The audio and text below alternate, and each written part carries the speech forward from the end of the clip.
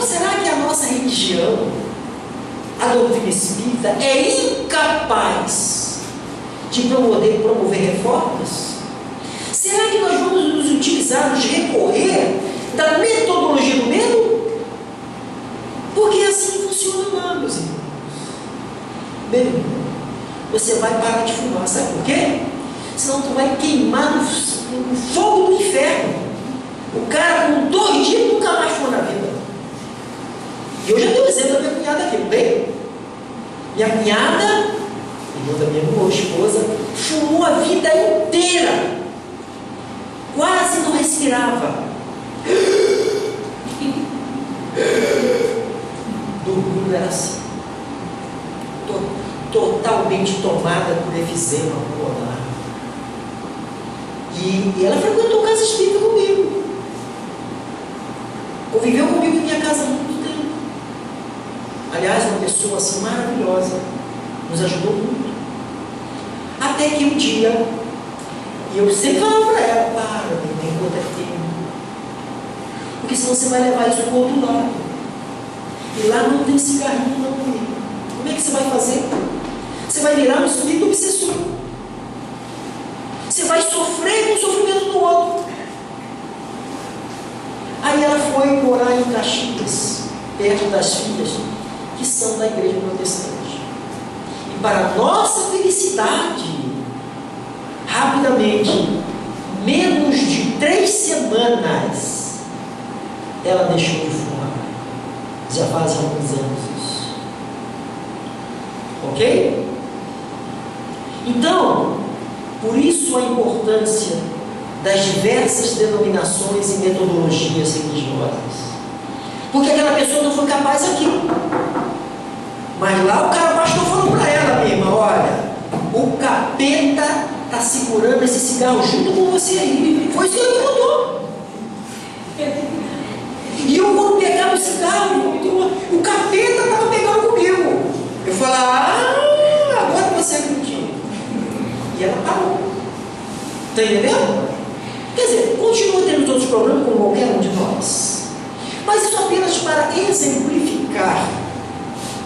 Se nós estamos aqui, é porque nós precisamos de um manjar e não apenas de leite. E a metodologia espírita não é impositiva, não impõe nada.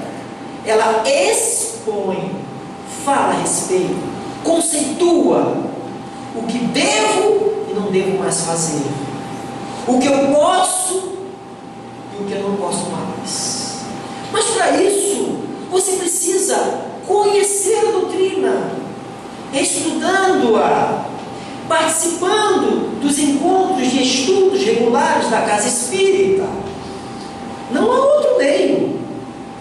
As palestras não são suficientes para nós elencarmos aqui toda a conceituação filosófica, científica e religiosa da doutrina espírita. Isso é impossível. Então, é nos estudos regulares, aqui na casa, às terças-feiras, estudo do Evangelho, à 1h30, que eu venho convocando os companheiros, e tem muita gente que fica em casa, podendo estar aqui, estudando conosco, se fortalecendo, dando um novo sentido, uma nova orientação na sua vida. Então não reclame amanhã. A casa ela é tão fraquinha. Os espíritos daquela casa ela é tão fraquinho. Será que é fraco? É os espíritos, é a casa? Ou é você, que ainda não teve a vontade suficiente de buscar aquilo que é importante e é bom para você? Então cada um, eu tenho ouvido isso e tem me incomodado tanto. Cada um tem o seu tempo. Alguns dirão, que tempo é esse que as pessoas pensam ter ainda? Ninguém mais tem tempo não. Estão se iludindo. Porque já no capítulo 18 da Gênesis, o último capítulo, a última questão que Allan Kardec trata, são chegados os tempos. E dentro desse capítulo 18 da Gênesis, ele desenvolve 2 subitens: sinais dos tempos, e finaliza sua obra com Geração Nova. Nós tínhamos que estudar essas coisas. Aí você vai ver que você não tem mais tempo a perder, não. Vamos respeitar. É o tempo dele. Não tem mais tempo, não. Porque certamente esses estão negligenciando a oportunidade bendita de estar na carne. Talvez não reencarne mais aqui. Essa aqui é a realidade, meus irmãos. Não, vou deixar isso para a próxima encarnação. Tudo bem, você as terá. Agora, onde? Ninguém pode garantir. Será que vai ser aqui na Terra? Ou em mundos inferiores a ela? Porque se já está vendo a separação do joio e do trigo, a seleção espiritual que comporá essa geração nova, associando-se a esses espíritos que já há 2 décadas estão encarnados aqui, segundo informações de Manuel Filomeno de Miranda, advindos da estrela de Alcione, há 2 décadas eles já estão encarnando entre nós. E vão permanecer aqui somente aqueles que se enquadrarem no novo modelo da humanidade terrena. Quais sejam? Esses que já entenderam que precisam melhorar-se, que precisam dar um novo sentido à sua vida. Então, esses que estão trabalhando, de alguma forma. Não estou dizendo que ficaram ali os perfeitos, porque perfeição ainda não faz parte da Terra. Mas esses estão trabalhando. Nós sabemos qual é a definição do verdadeiro espírita, ditado por Allan Kardec, no Evangelho segundo o Espiritismo, capítulo 20, os trabalhadores da última hora. É quando Allan Kardec define o verdadeiro espírito. O verdadeiro espírito é aquele que se transforma moralmente e que luta para domar as suas más inclinações. Então o verdadeiro espírito é esse. Eu estou enquadrado neste verdadeiro espírito. Porque se ele está afirmando que o verdadeiro é assim, é porque existe a possibilidade de ser um outro que não o seja. É o falso espírito. E nós vamos entender isso quando Allan Kardec cuida desse assunto no livro dos médiuns, quando ele fala das reuniões espíritas, das sociedades espíritas, quando ele vai colocar o mal espírita, aquele que não agrega valor à instituição, à causa, ao movimento, e é aquele que cria dificuldade a todo mundo. Este é o mal espírita. É aquele que não se melhora, que não se cuida, que não se conhece. Este é o mal espírita. Mas o nosso destino é aquele que também está no mesmo capítulo, os trabalhadores da última hora, capítulo 20. Os caracteres do mundo de bem. Está lá. Nós já trabalhamos tanto esse tema aqui na casa, né? Quantas vezes no ENEF, seminários, estudos, palestras, os caracteres do homem de bem. Então nós temos que nos inteirar de tudo isso. Mas voltando à grande questão de Jesus, da benevolência para com todos, nós já entendemos. Mas indulgência com as faltas alheias. De caridade também é ter indulgência. Indulgência é alguma coisa dentro. É dentro. Indulgência quer dizer doce por dentro. É uma pessoa doce. No falar e no agir e no sentir. Doce é alguma coisa, né? Quando nós gostamos de coisa doce, com raríssimas exceções. Infelizmente a gente não pode tanto mais, né? Eu fico vendo a minha filha, que estava aqui ainda agora, como gosta de sorvete, de chocolate. Meu filho, então nem se fala. Eu falei, aproveita. Porque quando começar a mexer com as taxas, aí eu quero ver se você vai conseguir fazer isso aí. Entendeu? Quando a gente tem aquela questão da felicidade, jovem, saúde, pode tudo. O cara come 10 barras de chocolate, tá inteiro, não tem nada com ele. Né? Toma 3 litros de Coca-Cola. E não tem nada. Agora, vai ver na frente que vai acontecer contigo. Está entendendo? Então, nós é ser doce por dentro. Indulgência, doce por dentro. No trato com as pessoas. mas é ser indulgente com as faltas alheias, os erros alheios. Sabe? Saber que nós não toleramos o erro. Nós temos que tolerar quem erra. Oportunizar ele em situações que ele possa reparar aquilo, orientando, acolhendo. Será que com os nossos filhos nós fazemos assim? O filho tem dois filhos. Um que é relativamente equilibrado, harmonioso, educado, estudioso, mas tem o outro que é mais rebelde, recalcitrante. Porque a família, o núcleo familiar se constitui desses espíritos. Quando nós casarmos, eu quero ter filhos luminares. Quero receber rebentos de Alcione. As crianças índigo vêm com aquela aura azulada. Cuidado com essas coisas, hein? Muito cuidado com isso aí. Porque pode vir alguém das regiões abissais do nosso próprio planeta, que você aceitou receber como missão, como prova, e terá que dar conta disso. Então, se esse que é mais difícil, você bota ele para fora de casa, você renega ele? Não.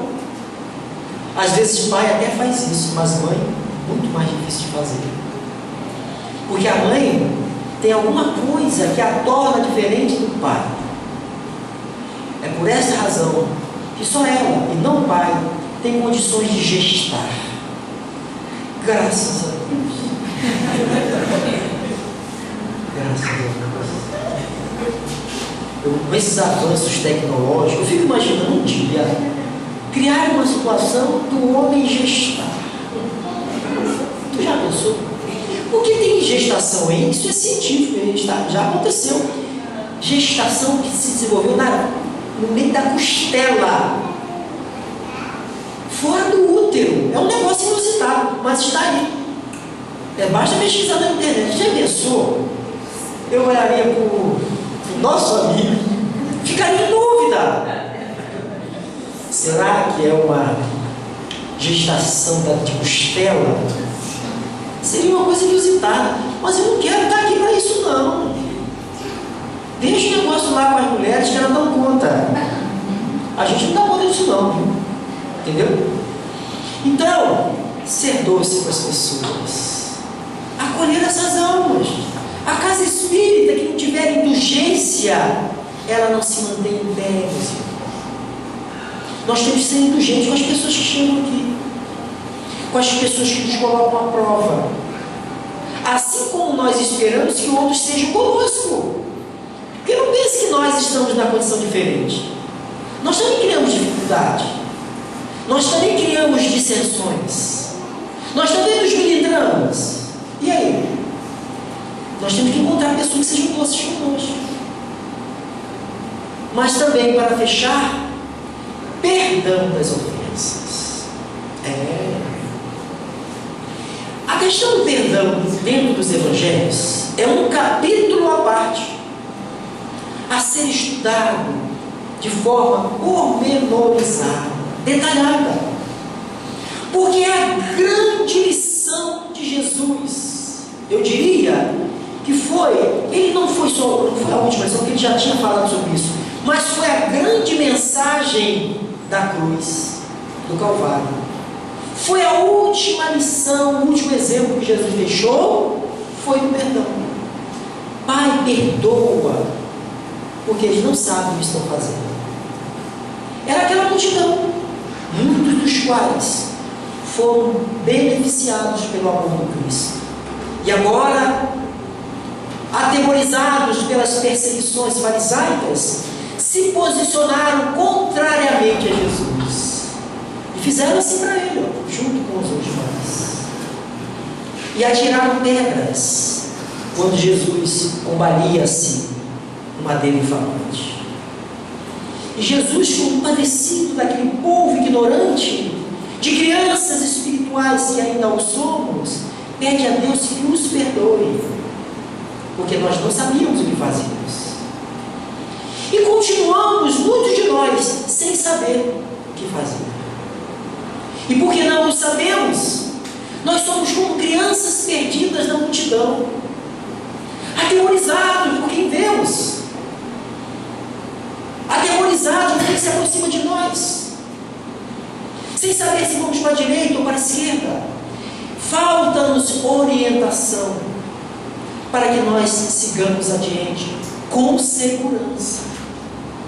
Nós não podemos mais ser aquelas crianças. Observem as crianças.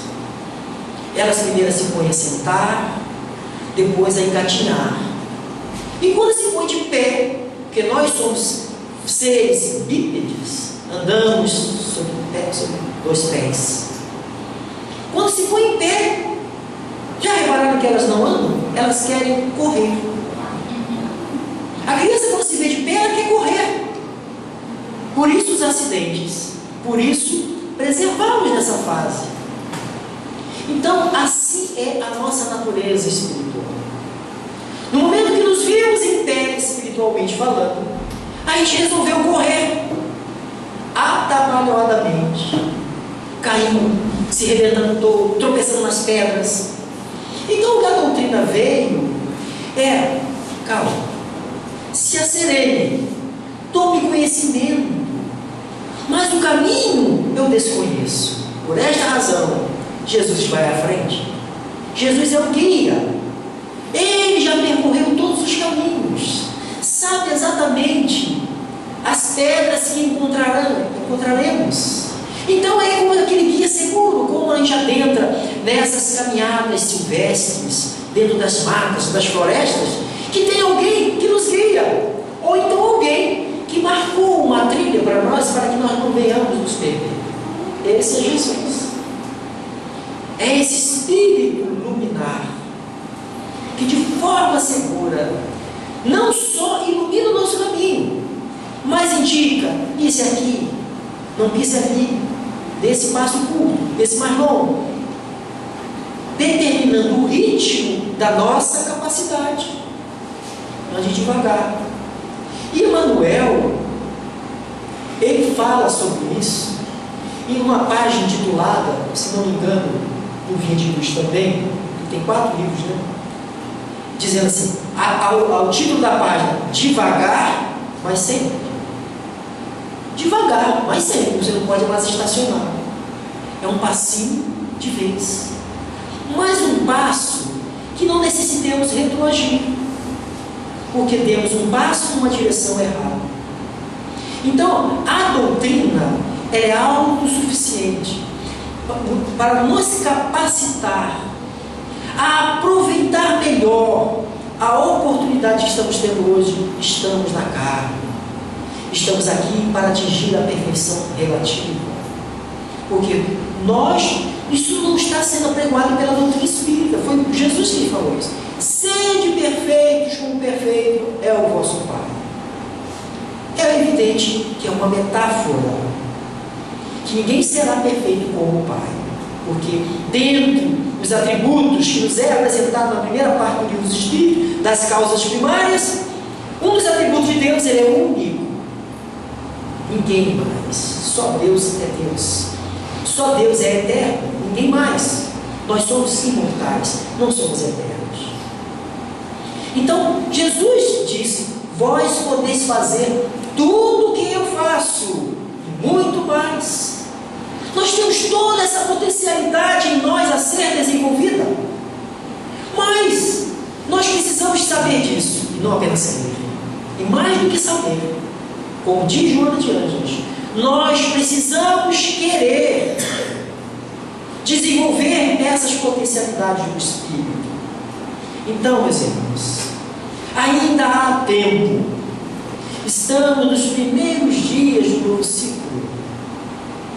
Há apenas alguns dias atrás nós celebrávamos a chegada do ano novo, de uma vida nova, de atos novos, de seres novos, porque é isso que devia significar para nós.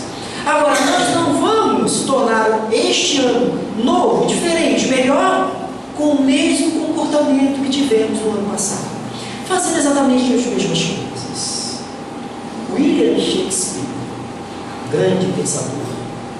Ele disse: é tolice se achar que podemos transformar o mundo tendo as mesmas atitudes. Então que fique a mensagem para nós nessa manhã, agradecendo mais uma vez a oportunidade de estar com vocês. Muito obrigado.